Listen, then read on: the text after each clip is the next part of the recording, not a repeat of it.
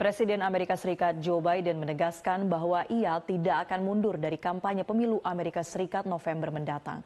Pernyataan itu ia lontarkan pada rangkaian acara perayaan kemerdekaan Amerika Serikat di Gedung Putih.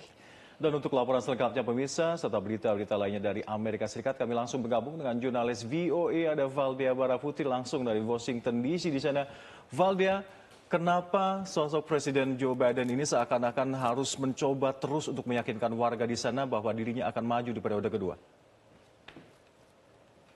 Ya, rekan-rekan, selamat sore waktu Washington DC. Biden ini harus meyakinkan publik karena terdapat seruan dari banyak pihak dari Partai Demokrat untuk dirinya mengakhiri kampanyenya untuk pemilu November mendatang akibat penampilannya yang kurang mulus pada debat Capres yang pertama pada akhir bulan Juni lalu. Banyak yang mempertanyakan stamina dan juga mental atau kapasitas mental Biden dan bahkan memperbincangkan siapa sosok-sosok yang bisa menggantikannya sebagai calon presiden dari Partai Demokrat.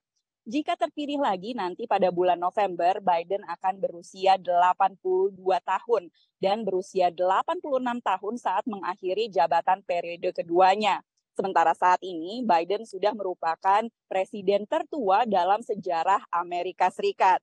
Nah, di sisi yang lain, karena hal itu juga pemilih dari Partai Demokrat ini khawatir apakah Biden bisa menjalankan peran dan pekerjaannya untuk periode kedua selama 4 tahun mendatang.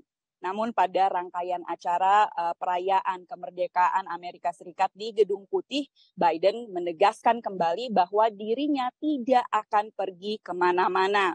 Nah, untuk menggantikan Biden, ini Biden harus mundur dari kampanyenya sebelum konvensi Partai Demokrat yang akan dilakukan di bulan Agustus mendatang. Namun sepertinya sampai saat ini Biden terus menegaskan bahwa dirinya akan terus maju untuk pemilu November mendatang untuk menjabat sebagai presiden lagi pada periode kedua. Sementara di sisi yang berseberangan, di sisi penantangnya Donald Trump, yang menjadi perbincangan utama ini adalah siapakah yang akan menjadi calon wakil presiden dari Donald Trump, karena saat ini belum ada calon kuat maupun calon yang ditetapkan dari Partai Republik, padahal konvensi Partai Republik ini akan diadakan pada 15 Juli mendatang. Sejauh ini calon-calon cawapres yang diperbincangkan di Partai Republik ini didominasi oleh calon-calon pria.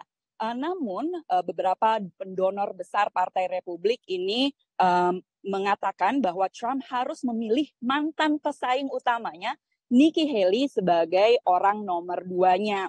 Meski hubungan antara keduanya ini memburuk karena Nikki Haley menantangnya dan keluar sebagai penantang utamanya, namun Nikki tetaplah duta besar bagi Amerika Serikat untuk PBB selama 2 tahun saat Trump masih menjabat sebagai presiden. Trump juga sebelumnya telah menunjukkan minatnya atau menyatakan minatnya untuk memilih calon wanita sebagai cawapresnya untuk menguatkan dukungan dari pemilih perempuan dari Partai Republik. Namun kabarnya Trump telah menepis gagasan Nikki Haley sebagai cawapresnya. Itulah perkembangan dari Biden dan Trump pada minggu ini, meski pada minggu ini warga Amerika sebetulnya disibukkan dengan perayaan kemerdekaan Amerika Serikat di sini.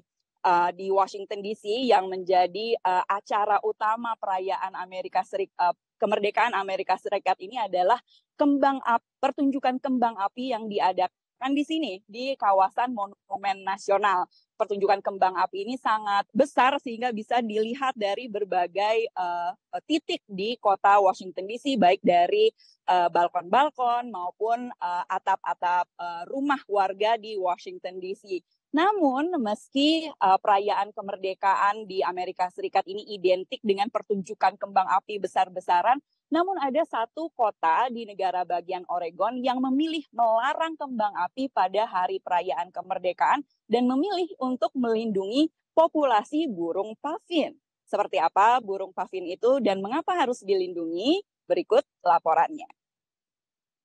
Bendera Amerika adalah bagian dari Hari Kemerdekaan di jalan-jalan Cannon Beach, sebuah kota pesisir kecil di barat laut Oregon. Tapi tidak dengan kembang api. We know that fireworks disrupt nesting birds and we want to keep our nesting birds safe and happy. Sebagai gantinya, komunitas tersebut mengadakan The Great Puffin Watch Party atau nonton bareng burung puffin yang menawarkan banyak teropong kepada pengunjung. I saw the puffins. They're magical. It's the coolest thing I've ever seen before my entire life. I mean, it's so beautiful. Angela mengunjungi monolit lava ikonik kota ini bernama Haystack Rock dan mengatakan ia memahami keputusan kota untuk melarang kembang api. We gotta help the animals, so you don't want to scare them, for sure. Burung puffin disebut badut laut. Ya, rekan-rekan, menurut Departemen Perikanan dan Marga Satwa AS, populasi burung puffin di kawasan tersebut telah menurun drastis selama sejak 1980-an, sehingga tentu saja kota tersebut lebih memilih melestarikan populasi burung puffin tersebut ketimbang merayakan Hari Kemerdekaan dengan menggunakan kembang api. Satu fakta yang menarik mengenai burung puffin ini, burung puffin hanya memiliki satu pasangan sepanjang hidupnya seperti burung penguin. Menarik ya rekan-rekan. Dari Washington DC kembali ke studio. Baik, terima kasih atas sejumlah ulasan yang Anda berikan langsung dari Washington DC. Jurnalis VOA Valdia Baraputri, selamat kembali bertugas. Jelajahi cara baru mendapatkan informasi. Download Metro TV Extend sekarang.